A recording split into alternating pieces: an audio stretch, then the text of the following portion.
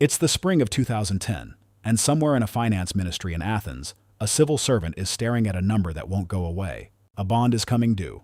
There's no money to pay it. And there are only 3 doors out of the room. Door 1. Default, and watch the banks that lent you the money collapse, taking your own banking system down with them. Door 2. Print your way out, except you gave up your own currency a decade ago, so that door is bricked shut. Door 3. Borrow even more, from people who will hand you the cash only if you sign away your ports, your power grid, your pension promises, and your right to say no. That civil servant is the modern archetype of the cornered sovereign. And the room they're standing in wasn't built by accident, and it wasn't built overnight. But here's the part almost nobody gets right. It wasn't built by a conspiracy either. Quick heads up before we go further.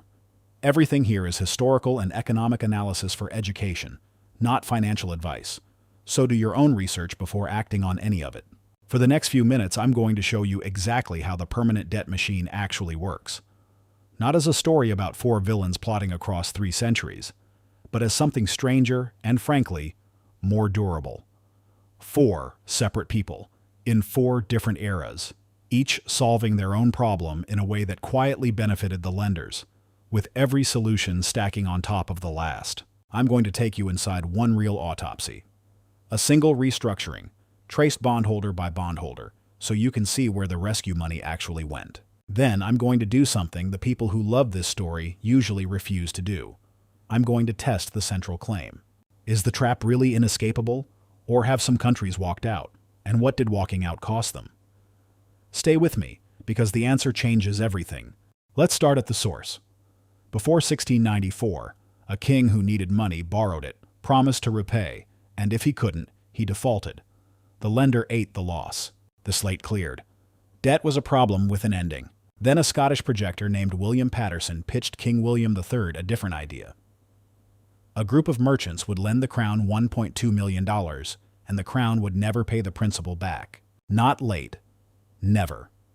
It would simply pay interest, forever, out of tax revenue, and to administer the arrangement, a new institution would be chartered, the Bank of England. The Bank of England was founded in 1694 to raise money for King William III's war against France, with subscribers lending the government $1.2 million in return for a permanent annual return. Here's the genuinely important point, and it's the one the conspiracy version flattens. This part was deliberate. Paterson designed perpetual debt on purpose. It's documented. He wrote it down. But that's where documented intent stops. What happened next wasn't a baton being passed. It was imitation. Within a century, every serious European power, and then Alexander Hamilton's brand new United States, copied the template. Because it worked, not because anyone was coordinating it. So why does this matter to you? Because once a government's IOU becomes permanent and tradable, the debt stops being a debt in any normal sense. It becomes an asset, something that pays you to hold it. And an asset that pays forever is a thing people will fight to own. The trap isn't that governments borrow. It's that the borrowing was redesigned so it never has to end. Now, the second figure in this story is where the myth-making goes into overdrive. So let me clear something up. The standard telling says Nathan Rothschild got advance word of Wellington's victory at Waterloo in 1815, faked a sell-off to crash British bonds, then secretly bought the whole market for pennies, and made a galactic fortune off insider knowledge. It's a fantastic story. It's also, according to the historians who've actually gone through the family's own archives, mostly false. Historians who examined the Rothschild archives concluded that the legend of Nathan Rothschild reaping a vast killing on advance Waterloo news is greatly exaggerated. He was in fact overcommitted to gold for a long war, and the sudden peace initially worked against him. The Waterloo windfall was later inflated and then weaponized, most notoriously in 1940s propaganda. So why bring it up at all?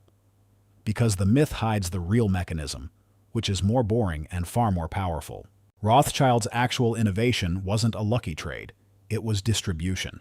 He built a cross-border network that could place a government's bonds with pension funds, insurers, and private investors all over Europe.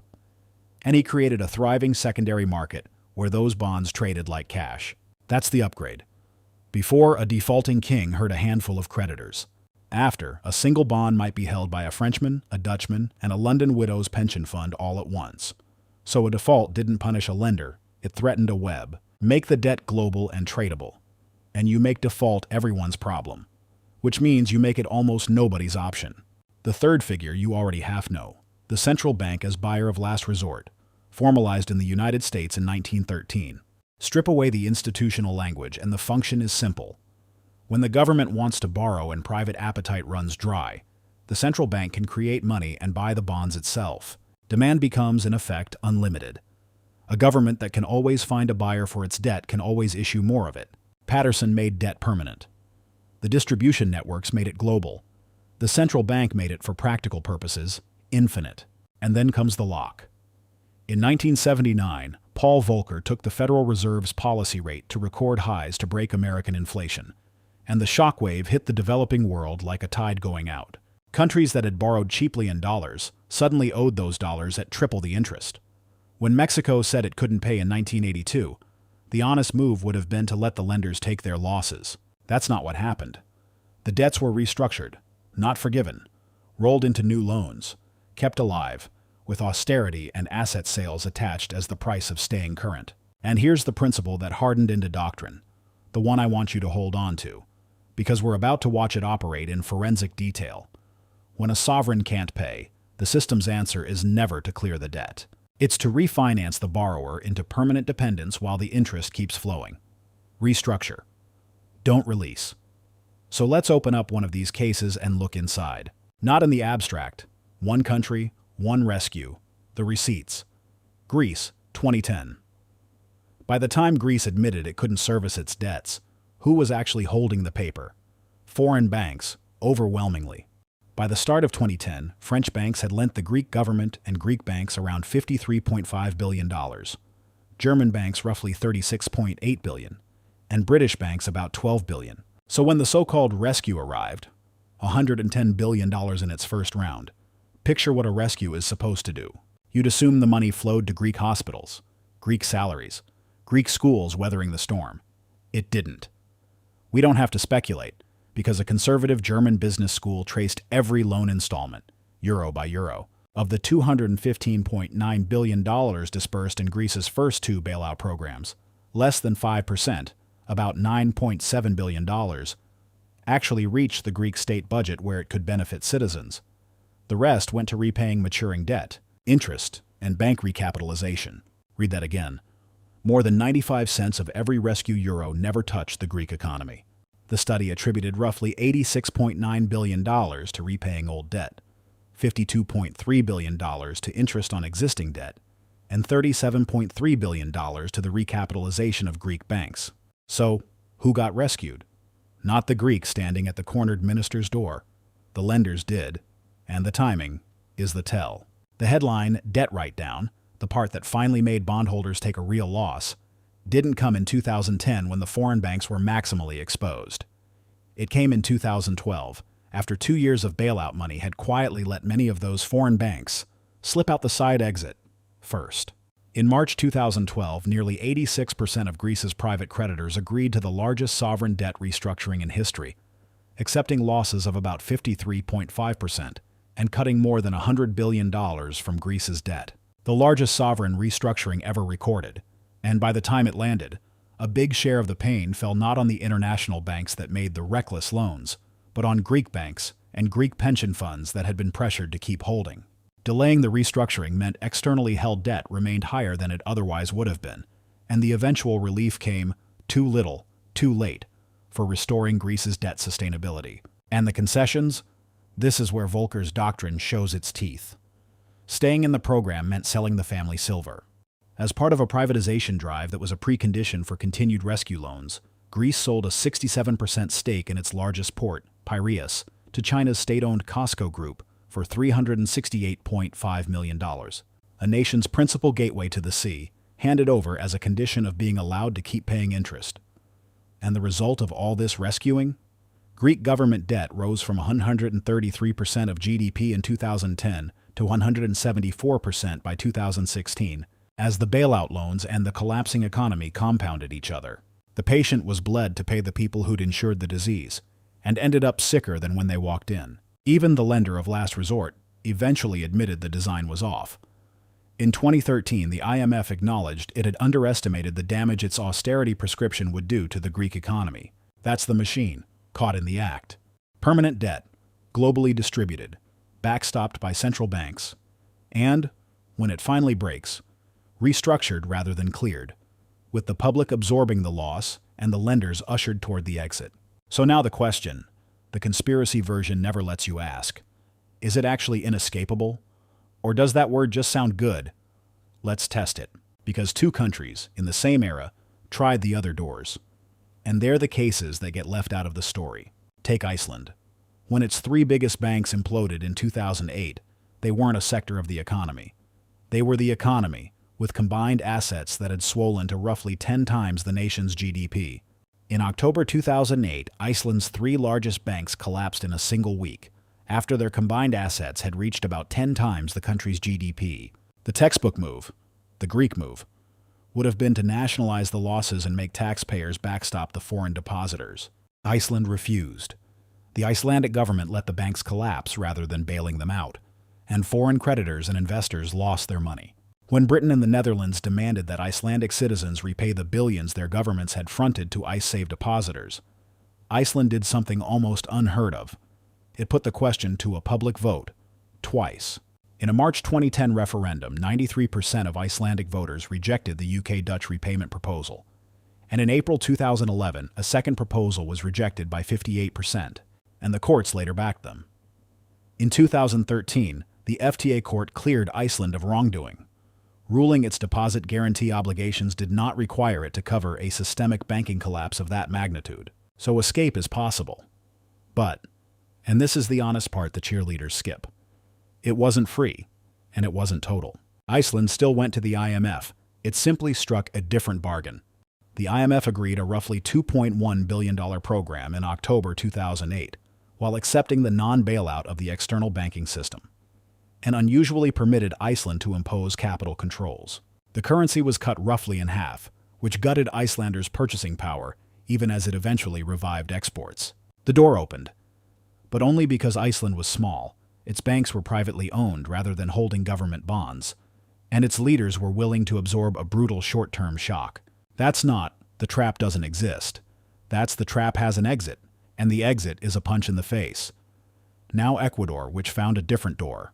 In 2007, President Rafael Correa commissioned an audit of the country's debt, and the commission declared a chunk of it illegitimate. Ecuador formed a public debt audit commission, defaulted on 2 bond issues in late 2008, and then conducted a bond repurchase at 35 cents on the dollar, with eventual participation above 90%. Sit with that. Ecuador didn't just default, it let the default crater the price of its own bonds and then bought them back at a third of face value. By repurchasing the bonds at around 35% of face value, Ecuador saved roughly $7 billion after accounting for future interest payments, while remaining able to borrow on international markets afterward. But again, the caveat is the whole point. Ecuador needed to move all the way to an actual default in December 2008, amid the post-Lehman fire sale, to drive prices low enough for the buyback to work. It took an oil-funded treasury and a credit event to pull off. You can't do it with an empty till. So the exit is real, but it has a toll booth, and most cornered ministers decide the toll is more than they're willing to pay, which is exactly why the system feels inescapable without actually being so. It's not a cage. It's a cage you can leave only by accepting a cost most governments will do almost anything to avoid. So, if you want to see where this whole design points when nobody chooses the exit, when a country just keeps the machine running to its logical conclusion, look at Japan. There, the central bank didn't merely backstop the bond market, it became the bond market. The Bank of Japan's share of outstanding Japanese government bonds reached a record high of 53.34%, up from just 11.55% in 2013. A central bank owning more than half of its own government's debt is Patterson's perpetual loan, and the central bank buyer fused into one organism. The state, in effect, the majority creditor of the state. And yet, here's the twist that proves nothing in this system is truly permanent. Even that endpoint is now reversing. By the end of December 2025, the Bank of Japan's holding ratio of government bonds had fallen to about 49%. Down from over 53% in 2024 as it scaled back purchases. The model's furthest extreme started walking itself back, which should make you suspicious of anyone who tells you a financial arrangement is written in stone. They tend not to be. So who actually benefits from all this today? Here I want to be precise, because this is where the story usually slides into cartoon. The big bondholders of the present, the giant asset managers, the pension systems, the insurers, are not a secret council meeting in a candlelit room. They are institutions operating perfectly legally inside a structure they didn't design and mostly couldn't change if they wanted to. The point isn't that someone is breaking the rules. The point is the opposite, and it's worse. The rules themselves route a steady river of interest from taxpayers toward whoever holds the bonds, and they do it automatically, without anyone needing to conspire. That's the genius and the horror of it. A conspiracy can be exposed and stopped. A structure just runs. So here's the verdict, and it's not the one the four villains story sells you. Nobody sat down 3 centuries ago and drew up this machine. Patterson designed one piece on purpose in 1694. Everything after was convergence. Separate actors, separate centuries, each reaching for the lender's solution because it was the one that always worked. Until the pieces locked into a system no single person authored and no single government can easily dismantle. It wasn't engineered, it emerged. And emergence is harder to fight than engineering, because there's no architect to indict. Only a logic that keeps paying off the people positioned to receive it. But harder to escape is not impossible to escape. And that's the thing I most want you to carry out of this. Iceland walked out by eating the loss. Ecuador walked out by exploiting a crash. Even Japan's central bank is quietly retreating from the role. The exits are narrow, they're expensive, and they demand a kind of political nerve that's rare. But they are not locked. The system survives less because it can't be left, and more because leaving hurts enough that almost no one chooses to.